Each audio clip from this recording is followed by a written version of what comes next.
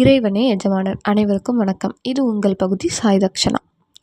கல்யாணத்துக்கு நான் போட்ட ஒரே ஒரு கண்டிஷன் என்னென்னா, மாப்பிள்ளை வீடு பக்கத்தில் இருக்கணும். அப்போதான் அடிக்கடி அம்மா வீட்டுக்கு வர முடியும், அம்மா அப்பாவை பார்த்துக்கிட முடியுங்கிறது தான் என்னோடய கண்டிஷன். அம்மா அப்பாவை நான் பார்த்துக்கிட வேண்டிய அவசியம் இல்லாட்டாலும் அம்மா அப்பாவை பிரிஞ்சது கிடையாது. சின்ன வயசுலேருந்தே சொந்தக்காரங்க வீடுகளுக்கோ பாட்டி தாத்தா வீடுகளுக்கோ தனியாக போய் தங்கினது பழக்கமே கிடையாது. அந்த அளவுக்கு நான் வந்து ரொம்ப பேம்பராக செக்யூராக அப்படி வளர்ந்துருக்கேன்.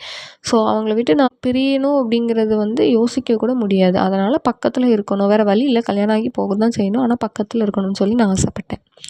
அப்போ மாப்பிள்ளை வந்து சென்னையில் வேலை பார்க்காங்கன்னோடனே சரி, வேலைவாய்ப்புகள் வந்து நம்ம ஊர் சைடு வந்து கொஞ்சம் கம்மியாக தான் இருக்கும். ஸோ அதில் சூஸ் பண்ணுறது வந்து கஷ்டம். சென்னை வேலைன்னா ஓகே தான், ஒரு நாள் நைட்டு கிளம்புனா மார்னிங் வந்துடலாம், அந்தளவுக்கு கொஞ்சம் ஷார்ட் டிஸ்டன்ஸாக இருக்குது மற்ற ஊரை கம்பேர் பண்ணும்போது. அதனால் ஓகே சொல்லியாச்சு. சென்னையில் உள்ள மாப்பிள்ளை வேலை அப்படின்னு சொல்லி கல்யாணமும் முடிஞ்சிட்டு. ஆனால் கல்யாணம் முடிஞ்ச 2 மாதம் 3 மாதத்துல தான் என்ன ஆயிட்டு, வேலையில் பிரச்சனை வந்து வேலையை விட வச்சார். சரி, என்னடா இப்படி ஆயிருக்கேன்னு பார்க்கும்போது மும்பைக்கு ஷிஃப்ட் ஆக வச்சாங்க பாபா. நான் என்ன நினைப்பேன், எவ்வளோக்கு எவ்வளோ பக்கத்தில் இருக்கணுமோ அவ்வளோக்கு அவ்வளோ நல்லது அப்படின்னு நினச்ச என்ன வேண்டான்னு சொன்ன உடனே அக்செப்ட் பண்ண வச்சாங்க. சரி, அப்போ மும்பைக்கு போயாச்சு. அங்கே போய் இப்போ வீடு பார்க்க வேண்டிய சுச்சுவேஷன் வரும்போது என்ன ஆகுது, என்னால் இருக்க முடியலை, தனியாக சர்வை பண்ண முடியலை. நான் அவ்வளோ தூரம் போயிட்டேனேங்கிற இதில் வந்து நான் ரொம்ப அழுது, வேலை கிடைச்ச சந்தோஷம் ஒரு பக்கம் இருந்தாலும் எனக்கு எங்கள் அம்மா அப்பா விட்டு பிரிஞ்சிருக்கோமேன்னு சொல்லிட்டு ரொம்ப அழுகை.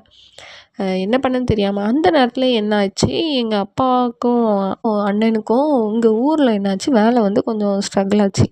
அது கூட என்ன ரீசன்னே தெரியல. அதான் சொல்கிறேன்ல, பாபா வந்து எல்லாத்தையுமே என்ன பண்ணிட்டாரு, ஒரு நாட் மாதிரி எங்கெங்கெல்லாமோ போட்டு அதை அப்படியே எங்களையே அதை வந்து ஓப்பன் பண்ண வச்சுருந்தாரு. ஸோ ஊர்லேயும் வேலை ஸ்ட்ரகிளாக இருக்கும்போது ஆல்ரெடி அப்பா அம்மா எல்லோரும் அவங்க மேரேஜ் ஆன புதுசுலலாம் மும்பையில் தான் இருந்திருக்காங்க. அப்புறம் நாங்கள் குழந்தைங்கள்லாம் பிறந்ததுக்கப்புறம் அங்கே வந்து அப்பா வந்து டிரைவர்னு நான் ஆல்ரெடி சொல்லியிருக்கேன். அவங்க வந்து சர்வை பண்ணுறது கஷ்டம், அப்படி என் குழந்த பிறந்ததுக்கப்புறம் மேனேஜ் பண்ணுறது கஷ்டம், அப்படி சொல்லி தான் செலவு குறையா இருக்கும்னு சொல்லிட்டு ஊர் சைடு வந்து நாங்களாம் சரி. அப்படிங்கும்போது அப்பாவுக்கும் ஹிந்தி தெரியும், டிரைவர் எல்லா லாங்குவேஜும் தெரியும். அப்போ ஆல்ரெடி மும்பையிலே இருந்திருக்காங்க அம்மா அப்பா. அப்படிங்கும்போது அவங்களும் இங்கே ஷிஃப்ட் ஆகிறதுக்கு ரெடியாக இருந்தாங்க. நானும் இப்படி திடீர்னு எல்லாமே ஒரு டக்கு டக்குன்னு நடந்ததுனால எனக்கு ஒரு சப்போர்ட்டுக்காகவும் எங்கள் அம்மா அப்பாவை நாங்கள் இங்கே கூப்பிட்டோம். ஸோ வீடு பார்க்கும்போதே என்ன பண்ணிட்டோன்னா, கீழேயும் மாடியும் மாதிரி பார்த்துட்டு நாங்கள் மாடியில், அம்மா அப்பா கீழே இருக்கிற மாதிரி வீடு பார்த்தாச்சு. ஸோ இப்போ எனக்கு வந்து டபுள் ஹாப்பி. வேலையும் கிடச்சிட்டு, அம்மா அப்பாவும் கூட வந்துட்டாங்க.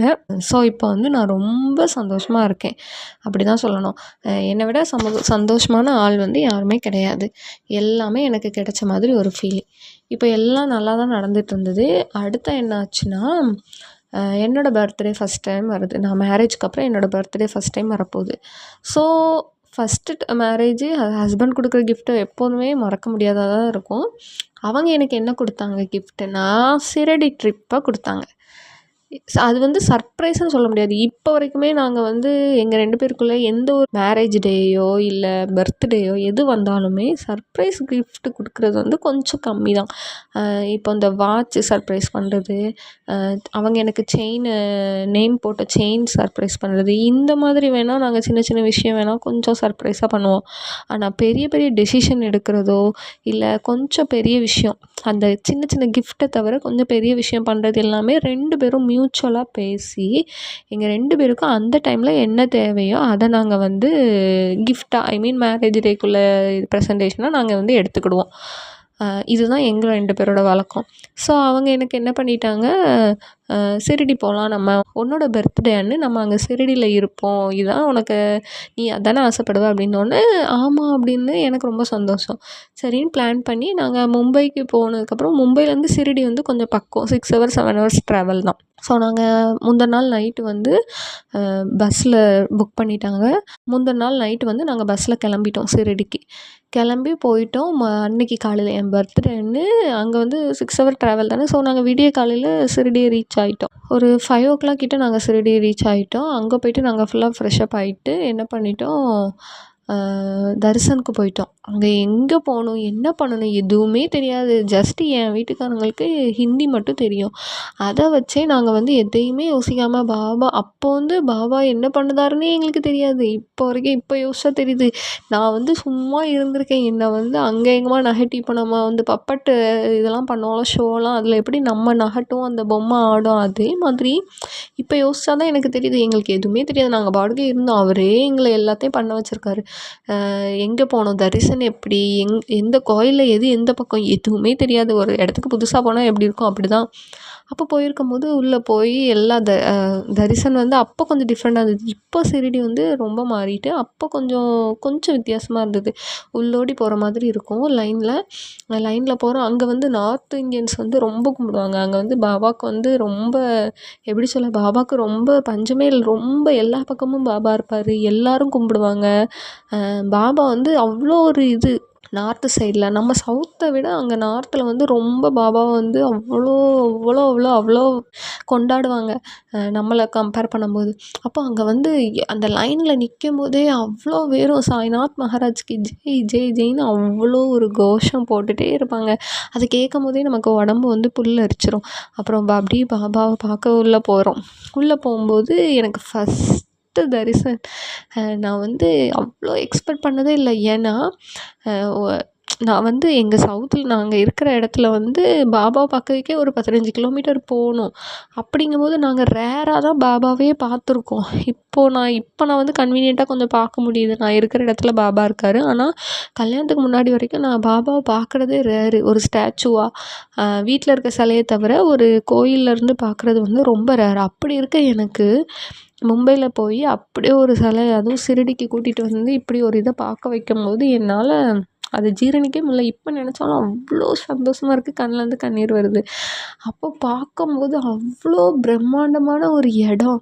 அதை சுற்றி பார்க்கும்போது எனக்கு அப்படி ஒரு ஃபீலு. ஏன்னா அவ்வளோ பெருசாக பார்த்ததில்ல. அவ்வளோ பேர் அந்த கோஷத்தில் அவர் அப்படி பார்க்கும்போது என்னையே நான் மறந்துட்டேன். நான் அப்படியே பார்த்துட்டே இருக்கேன். அவர்கிட்ட என்ன பேசணும், என்ன வேண்டணும் எதுவுமே தெரியல. அப்படி ஜஸ்ட் அவரை பார்த்துட்டே இருக்கிறதுலே எல்லா இந்த புலன்களும் திருப்தி அடைஞ்சிட்டுன்னு சொல்லுவாங்கள்ல, அந்த மாதிரி தான் இருந்தது. அவரோட தரிசனத்தை முடிச்சுட்டு வெளியில் வரும்போது அந்த பிரசாதம் கொடுத்தாங்க, ஊதி கொடுத்தாங்க. அப்போல்லாம் அது வந்து எல்லா கோயில்லையும் இப்போ நம்ம கொடுப்பாங்கள்ல பஞ்சாமிர்தம், அப்புறம் லட்டு, திருப்பதி லட்டு இந்த மாதிரி அப்படி நினச்சிட்டு நாங்கள் வாங்கிட்டு ஊதிலாம் வாங்கிட்டு வெளியில் வந்துவிட்டோம். வெளியில் வந்து அப்புறம் அந்த அவரோட தோட்டம் லொண்டிபாக் எல்லாத்தையும் சுற்றி பார்த்துட்டு குருஸ்தான் எல்லாத்தையும் கும்பிட்டுட்டு அப்போ வந்து அதுக்கு பேர்லாம் கூட தெரியாது. சும்மா நம்ம கோயிலை சுற்றி வருவோம்ல, சமாதி மந்திர்னா கூட என்னன்னு தெரியாது. அப்படி சும்மா நம்ம கோயிலை சுற்றி வந்துட்டு என்ன பண்ணிட்டோம், ஒரு கடையில் போய் சாப்பிட்டுட்டு உடனே பஸ் ஏறிட்டோம். மதியம் ஏறி நைட்டுக்குள்ளே அன்றைக்கி என் பர்த்டேன்னு நைட்டுக்கே நான் என்ன பண்ணிட்டோம், மும்பை ரீச் ஆகிட்டோம் ரிட்டன்.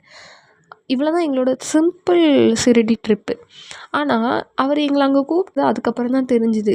இது வந்து உனக்கு வந்து ஒரு ட்ரையல் தான் அப்படிங்கிற மாதிரி எனக்கு பின்னாடிலாம் நடந்தது. என்னென்னா அவர் எங்களை எத்தனை தடவை கூப்பிட்டாரு அப்படிங்கிறது அதுக்கப்புறம் தான் இருக்குது. ஏன் கூப்பிட்டாரு, எது தர்றதுக்காண்டி, என்னதுக்காக அவர் எங்களை கூப்பிட்டாரு, எத்தனை டைம் கூப்பிட்டாரு அப்படிங்கிற மிராக்கிள்ஸ்லாம் இனிமேல் தான் கண்டிப்பாக உங்கள்கிட்ட ஷேர் பண்ணுவேன். ஸோ ஸ்டே டியூன் மக்களே. ஓம் சாய்ராம்.